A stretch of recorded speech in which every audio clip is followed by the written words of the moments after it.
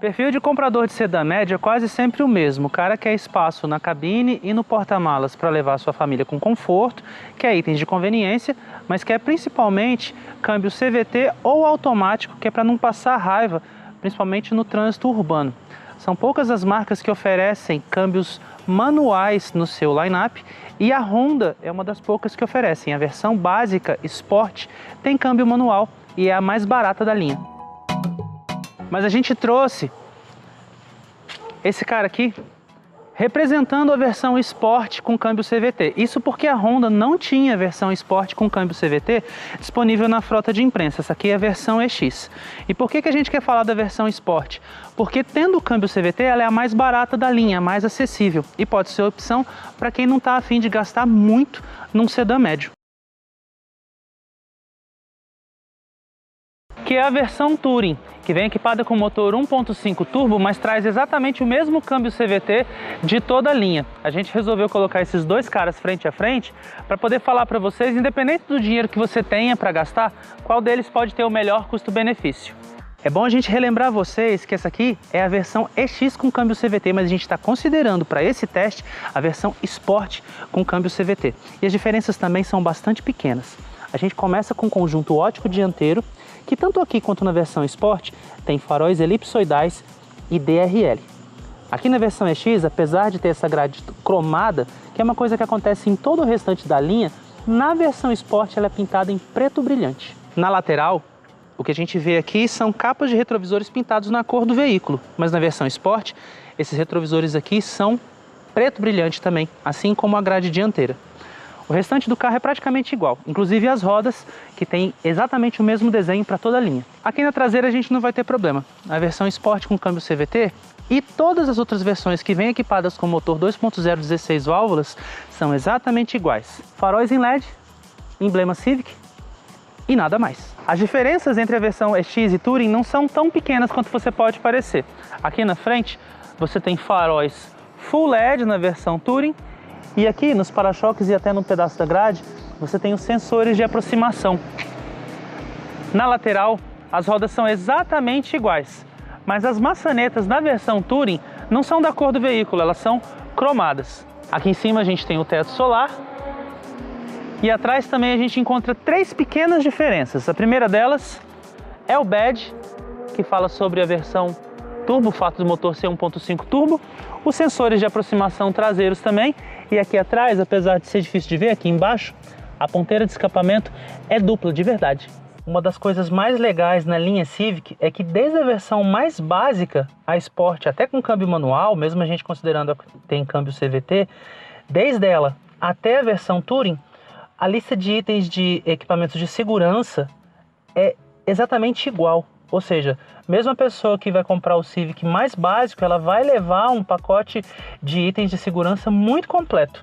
A gente começa com os 6 airbags, que estão presentes em todas as versões, freios ABS com distribuição eletrônica de frenagem e frenagem de emergência, encostos de cabeça e cintos de segurança de 3 pontos para todos os ocupantes, controle de tração, controle de estabilidade, Isofix ali no banco traseiro e o que é mais legal, todos os Civic já tem vetorização de torque. É aqui na cabine que a gente encontra o maior número de diferenças entre as outras versões e a versão Touring, porque, pelo menos visualmente, é claro que ela também tem muito mais equipamentos, apesar de ter uma qualidade de construção e acabamento bem semelhante, ela é visualmente mais requintada, mais luxuosa. A gente começa mostrando esses apliques aqui no painel, que são de plástico, mas são metalizados, então dão uma aparência visualzinha assim um pouquinho melhor.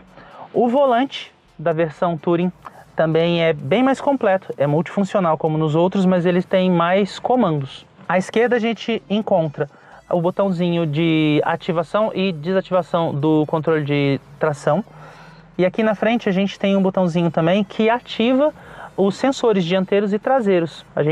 Se ele ficar com a luzinha apagada, a gente não consegue ouvir o barulhinho de aproximação à frente e atrás. Só vai funcionar a câmera de ré. A central multimídia da versão Touring é um pouco mais completa e ela é visualmente mais interessante também. Os bancos da versão EX são de couro, mas aqui na versão Touring eles parecem bem acabados, eles são mais bonitos porque o couro aqui é perfurado e a impressão que dá é de melhor qualidade geral. O painel da versão Touring é totalmente digital e tem um esquema de cores um pouco diferente.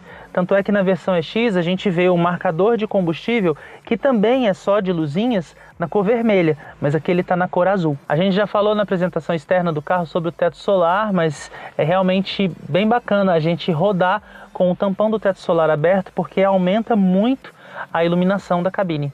Inclusive que tem todo o acabamento do teto preto. Uma coisa interessante que tem no sistema de ar-condicionado é o botão Climate, que tem aqui no meio. O que ele faz é só colocar aqui no display da central multimídia as funções do ar-condicionado para você ver o que está acontecendo. Mas na prática não faz muita diferença porque você pode continuar operando tudo pelos botões normais. 3 itens interessantes aqui da versão Touring é a chave presencial, com botão de partida aqui no painel, o retrovisor eletrocrômico, que na versão EX tem só a lingueta, e os bancos. O banco do motorista tem todos os ajustes elétricos.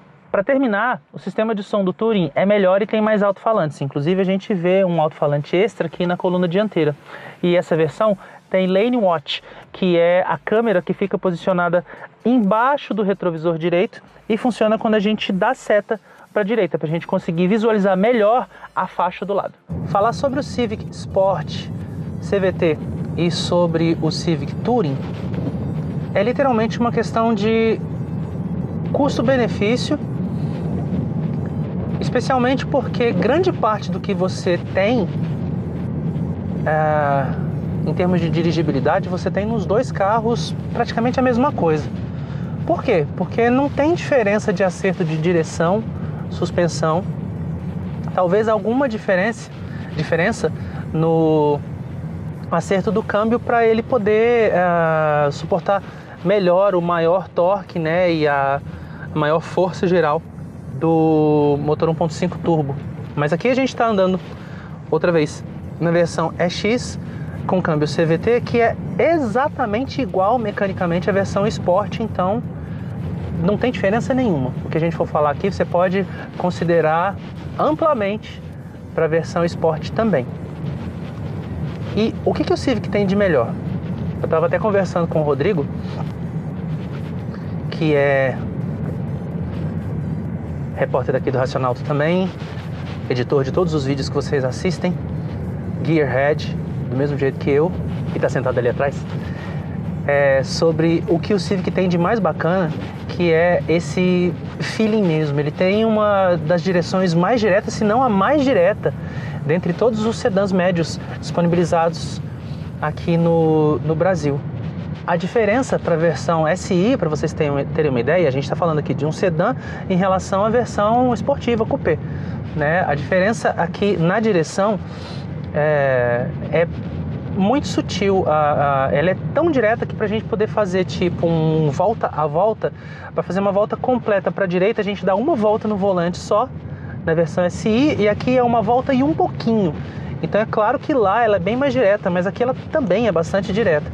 Outra coisa que é muito bacana é o acerto de suspensão. O Civic, ele tem a proeza de fazer você não se sentir desconfortável filtrando imperfeições no asfalto, nem nada disso. E mesmo assim tem um carro que é absolutamente na mão nas curvas e tem um nível de estabilidade assim excepcional. Dependendo das condições aonde você dirige ou das estradas que você dirige, de vez em quando você sente até que assim, é um pouco de exagero falar, mas para um motorista comum é como se o carro estivesse sob trilhos. Especialmente, é claro, porque ninguém vai fazer curvas em altíssima velocidade, mas nas velocidades normais de cruzeiro, o Civic é muitíssimo competente e a direção responde muito prontamente, sabe? Mais uma vez a gente está admitindo aqui um certo exagero nessa coisa de fazer curvas sob trilhos, mas é porque a gente está avaliando o feeling do motorista comum, né? E ele vai ter essa sensação sim. Uma coisa que é bacana de falar, e a gente cita isso novamente, é o controle de vetorização de torque, o sistema de vetorização de torque. Em grande parte, o responsável por esse feeling nas curvas é esse sistema de vetorização de torque, que na verdade ela meio que puxa o carro para dentro da curva, né? À medida que você vai fazer curvas, e se você nota que a roda interna à curva está perdendo tração, ele simplesmente dá mais tração para aquela roda para poder puxar o carro para dentro, né, da curva e não deixar as leis da física levarem o carro para fora, como é comum, né, como é previsível. O que você realmente vai notar mais, e é óbvio, não tinha como ser diferente, é a força do motor. E olha que a gente não está falando de um motor fraco, não. A gente está aqui na Marginal Pinheiros, né? E para vocês terem uma ideia, ainda tem um certo gap aqui para poder acelerar. A gente está andando a 70 km por hora e dá para a gente acelerar até 90 aqui. Para vocês verem, olha só, estou a 70, pisei, 90. As retomadas são bem ágeis, sabe? E é um câmbio CVT, ok, entendemos, mas ele tem até um certo comportamento que lembra o comportamento de um câmbio automático convencional, que é justamente para não dar para o motorista essa sensação de letargia, de monotonia, sabe? Então, aquela respirada que um carro com câmbio automático normal tem, sabe? E depois fazer a retomada, reduzir a marcha, você sente aqui também. E olha que legal. Tem pedal shifters aqui, ó. Ou seja, você pode colocar o câmbio na posição S e se você quiser deixar o carro mais interessante, você simplesmente faz trocas manuais usando as borboletas aqui atrás do volante. Claro que são simulações de marchas, são simulações é uma simulação de 7 marchas. Mesmo assim, a resposta é muitíssimo ágil. Ou seja, apesar de ter um motor 2.0 com uma potência razoável, são 155 cavalos de potência e quase 20 kg de torque, o que é bastante suficiente para praticamente todas as situações de trânsito, o Honda Civic também entrega um tiquinho de esportividade para o motorista que gosta de ter o carro na mão. E isso não tem a ver só com o fato de ter mais ou menos potência, mais ou menos torque. É claro que na versão Touring, sobre a qual a gente vai falar daqui a pouquinho, ele vai ter mais, né? Mas mesmo essa versão aqui, ela já vai entregar para o comprador um pouquinho dessa sensação esportiva que é bem bacana. Ao volante, se você não soubesse que você está na versão Touring, ou se você fizesse vista grossa, você não conseguiria sentir praticamente diferença nenhuma na dirigibilidade. Isso porque o Civic Touring e todas as outras versões têm exatamente o mesmo setup de suspensão, direção, freios, é tudo igual, né? A versão Touring, por ser mais potente, não tem um acerto mais dinâmico assim, entendeu? Mesmo porque qualquer versão do Civic, na verdade, já é até superdimensionada, então você encontra excelente dirigibilidade em qualquer uma das versões que você escolher. O que chama atenção mesmo nesse cara aqui é a força do motor, porque você tem esse torque a mais, e é engraçado que nem é tanto a mais assim, os números não são tão superiores. Você tem quase 20 kg de torque lá na versão 2.0, aqui você tem 23,5, 3,5 kg, né? Não é um mundo assim de coisa, e são menos de 20 cavalos a mais, porque lá são 155 ou 155 e aqui são 173, né? Mas é que o câmbio CVT, ele gerencia bem demais essa força, né? A gente já até falou sobre isso entre nós aqui da equipe do Racionalto. Quem trouxe câmbio CVT aqui para o Brasil né, meio que fez o câmbio CVT se tornar mais conhecido, tal, foi a Nissan. Mas os câmbios CVT da Honda, pra gente, são mais bem acertados. Então o gerenciamento de força aqui é sempre melhor mesmo, né? E aí você encontra uma disposição assim bem maior do que parece, sabe? Ele acelera bem melhor, ele retoma velocidade melhor, mas o que é mais legal é que ele é muito mais econômico. Confessamos, a gente não fez questão de medir consumo essa semana, enquanto estivemos testando a versão Touring, né? E a gente costuma fazer uma medição de consumo assim bem específica, bem precisa, que é o método tanque a tanque, porque a gente não tem equipamento aferido, mas nenhum motorista normal tem. Então ele só vai aferir o consumo mesmo pelas informações que o computador de bordo traz e pelas informações que ele mesmo capta fazendo essa medição tanque a tanque, sabendo quanto que ele rodou, quantos litros entraram, fazendo essa média. Assim, é o jeito que a gente faz, mas a gente não fez, né, essa semana. Só que se você for pensar pela média de consumo do Civic Si, que é um carro esportivo de câmbio manual, né, o CVT tende a ser mais econômico, né, e que ainda rodou carregado, tal, tá certo que foi só na estrada, você vai conseguir fazer, assim, ter uma ideia do quanto o Civic Touring pode ser econômico. No Civic Si a gente ultrapassou 16 km por litro na estrada, né? Agora, tendo falado um pouquinho a respeito da dirigibilidade, da sensação, né, ao volante desse cara aqui, a gente se pergunta, e é exatamente esse o foco principal do vídeo: por que eu vou pagar R$ 25.500 a mais pela versão Touring? E de novo, desconsidere essa coisa tipo de, não, eu só tenho cento e poucos mil reais, ou eu tenho mais dinheiro, portanto vou comprar. Não, se você tivesse dinheiro para comprar qualquer um dos dois, se você pudesse escolher qualquer um dos dois, né, a gente quer falar para você qual deles tem o melhor custo-benefício. O Civic Touring hoje está custando R$ 128.900, subiu o preço, custava 125 mil mais ou menos, né? E a versão EX, que custava pouco mais de 100 mil reais, agora custa R$ 103.400. São R$ 25.500 a mais que você paga, e não é só por motor. Ok, você tem um motor 1.5 turbo, né, muito mais eficiente sob todos os pontos de vista que você quiser considerar. Mas você tem também uma lista de itens de conveniência bem maior. Em segurança, cá entre nós, o Civic EX não deixa muito a desejar não, porque os mesmos 6 airbags que estão aqui estão lá.